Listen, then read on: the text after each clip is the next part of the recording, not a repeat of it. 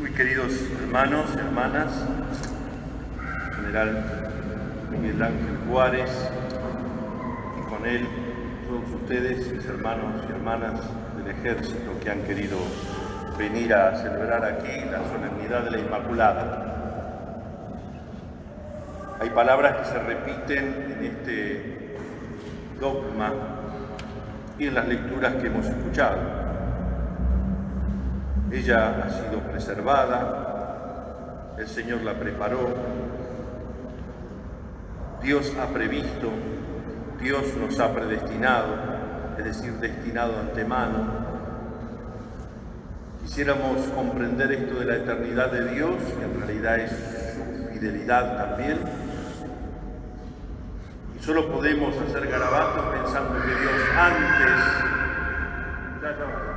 antes que nosotros nos ama, y después de que tengamos conciencia de nuestra existencia, nos ama.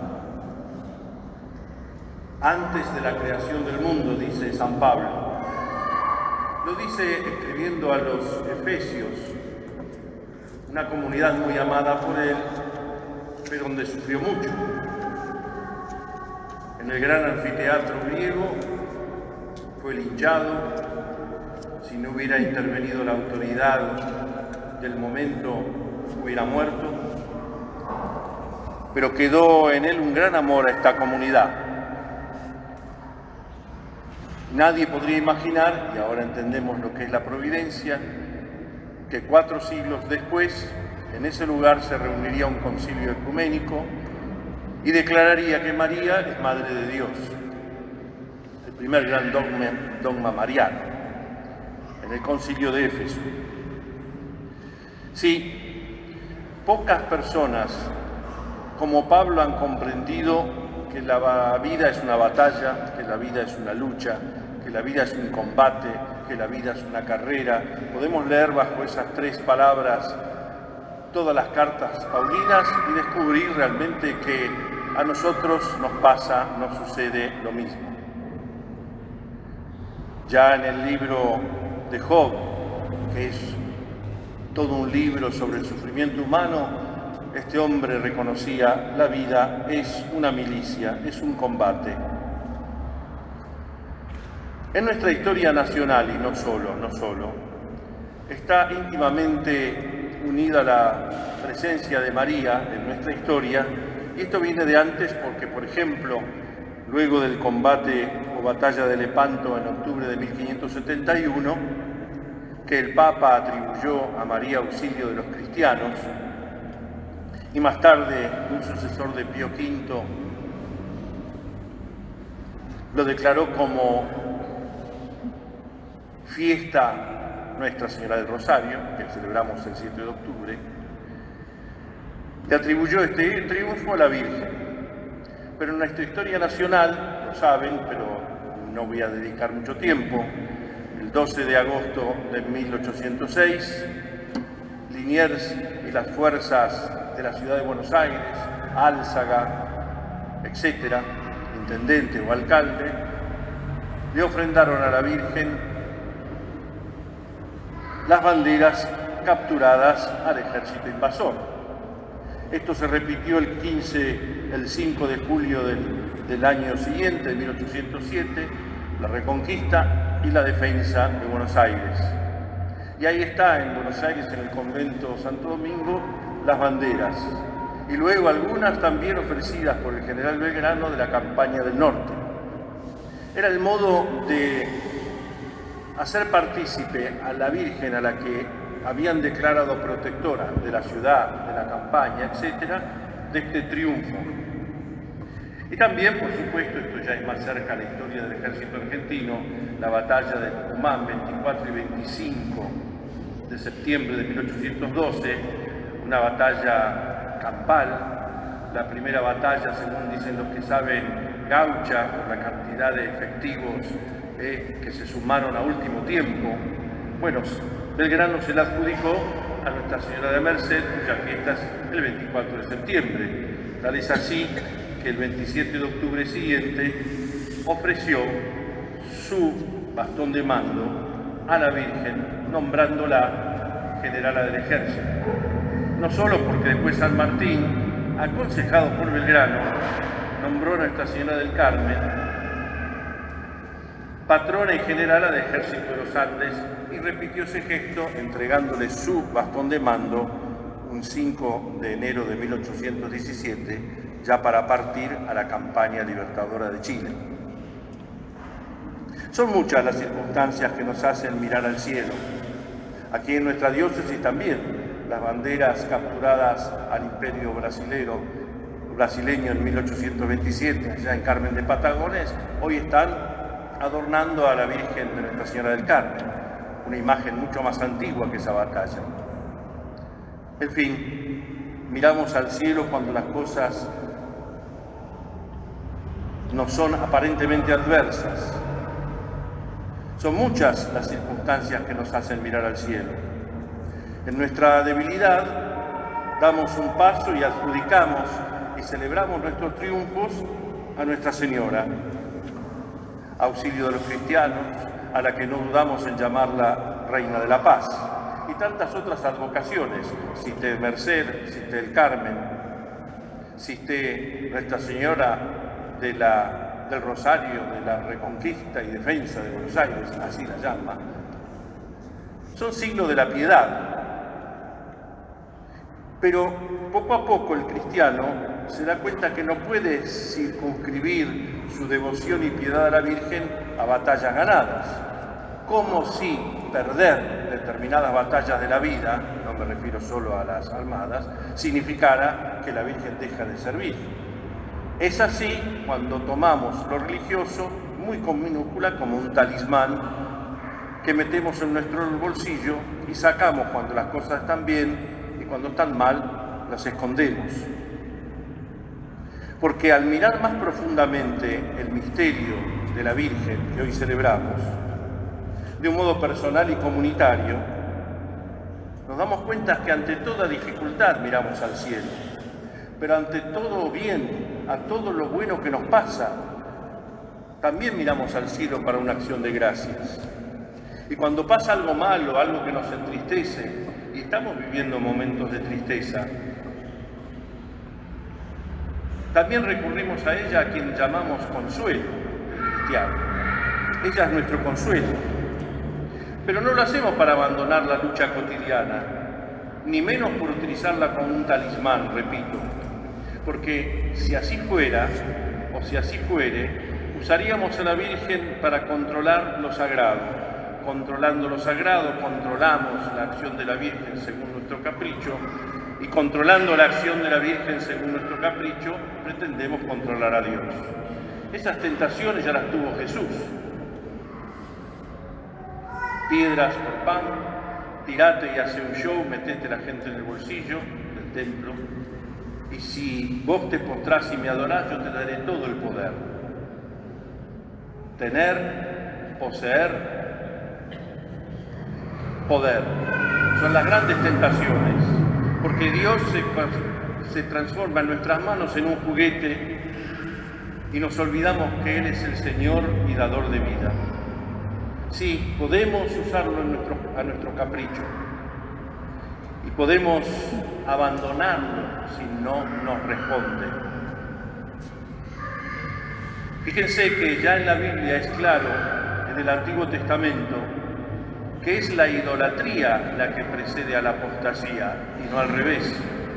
El idolatrar a Dios es poner a Dios en minúscula y meterlo en nuestro bolsillo a nuestro capricho, repito. Y de ahí, donde estamos en la estaqueada, nos damos cuenta que este Dios no nos responde y lo abandonamos. Pero es nuestra idolatría que nos ha alejado de Él. En Él vivimos, nos movemos y existimos, decía Pablo a los griegos en el Ágora de Atenas. Sí, Dios ve, prevé y provee. De allí el misterio que celebramos. ¿Cuál es? La elección. Hemos sido elegidos de antemano, como lo fue ella, elegida de antemano. En María hay una elección especial, preparada, preservada, predestinada desde la eternidad. Entonces comenzamos a leer o a aprender nuestra historia, la de hoy, personal, comunitaria y como pueblo desde esa mirada. Y no es que proyectamos en nuestra mirada las cosas que queremos de ella, es al revés. Las lecturas de hoy, la primera y el Evangelio, nos ponen en una especie de díptico dos actitudes distintas del ser humano, varón y mujer. En la primera, ellos dos se esconden de Dios. Lo sabrán ustedes por los cuarteles o en la vida familiar, no es necesario ir a los cuarteles. Cuando algo en un subordinado, etcétera, no va, me evita la mirada, se esconde. ¿Dónde está fulano? No sé, lo vi pasar por ahí, nos evita. Pero en la Virgen, en el Evangelio, la actitud es distinta. Que se haga en mí según tu palabra. Es una especie de aquí estoy. No es lo mismo esconderse, decir aquí estoy, por motu propio. Incluso en el Evangelio, en el libro del Génesis, notamos cómo Dios, como una madre en realidad, nos hace esas preguntas típicas de madre cuando nosotros en casa metíamos la pata. No solo ¿dónde estás? ¿Quién te dijo de semejante cosa? ¿Acaso has comido? ¿Cómo hiciste eso?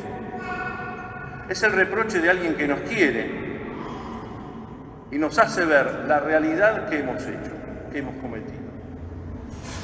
Y la pregunta tan importante, que es la primera que hace Dios al ser humano, la primera en el Génesis: ¿dónde estás? Porque nos escondemos. Y después de estas hay otra terrible, a Caín: ¿dónde está tu hermano? Y nuestra vida transcurre respondiendo o intentando responder esas dos preguntas: ¿dónde estás y dónde está tu hermano? Porque estos hermanos me han sido dados bajo mi responsabilidad. ¿Dónde estás? ¿Dónde está tu hermano? Así comenzamos a aprender esa historia que es nuestra. Y comprendemos que Dios hizo en ella algo maravilloso y quiere hacerlo en nosotros. ¿Qué hizo en ella? Grandes cosas, es lo que cantará en el Magnificat. Ella, que es madre y a su vez servidora. María la llama Lucas, la llena de gracia la llama el arcángel Gabriel de parte de Dios, o llena de amor, y ella, en esa autopercepción, lo repito siempre, pero es el Evangelio, el modo con que se autopercibe, ya que está de moda: yo soy la servidora del Señor, que se haga en mí según tu palabra. Que la Virgen Santísima, la Inmaculada, nos ayude a leer nuestro pasado y cantar nuestro propio Magnificat. Mi alma canta la grandeza del Señor. Que nos ayude a leer nuestro futuro, hágase en mí según tu palabra.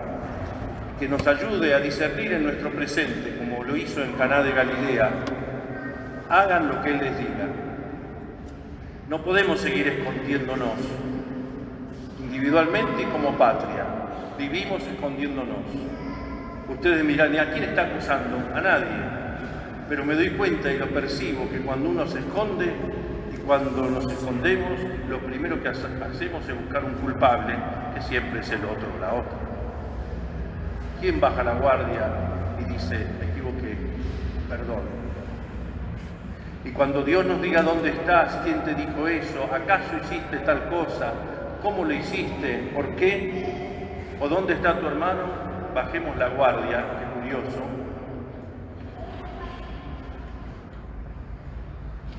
Y reconozcamos nuestra propia vocación. Hay dudas, la Virgen no es que duda, sino pregunta, ¿cómo puede ser si no conozco hombre, si no conozco varón? Pero la respuesta es ineludible: yo soy la servidora. Que se cumpla en mí lo que has dicho. Aquí estoy. Que María, mujer orante, nos lleve definitivamente a la comunión. Que María, la mujer oyente, nos lleve definitivamente a ser fieles a la palabra. Que la Virgen María oferente nos ayude a presentar lo poco que tenemos, pan y vino, como haremos enseguida, para dejarlo que Dios lo transforme en grandes cosas. Y que la Virgen María obediente nos haga dóciles al anuncio, para anunciarlo aún con pequeños gestos como el que vamos a tener hoy. Son los gestos que militarmente podemos ofrecer. Y ya que hablamos de la Virgen del Rosario, y con esto termino, de Buenos Aires, hace 100 años, en 1922, todo Buenos Aires se paralizó porque fue coronada la Virgen, y la corona, y la capilla, y el mausoleo donde hoy está la Virgen del Rosario de la Reconquista y Defensa de Buenos Aires, fue ofrecida por el señor presidente de la Nación de ese momento. No era un militar, era Hipólito Yrigoyen, de que no podemos dudar que era democrático. Por lo tanto, según los tiempos y los lugares, ofrecemos a ella lo mejor que tenemos: un símbolo de mando, mi oración, mi pobreza, un mausoleo, no importa, porque sabemos no que nosotros miramos a la Virgen, sino que ella nos miró primero. Miramos a María porque ella nos enseña a mirar lo creado, a mirar a Dios, a mirar a su Hijo, a mirar a nuestros hermanos, a mirar nuestra vida, consolando, comprendiendo, acompañando y animando. Que así sea. Amén.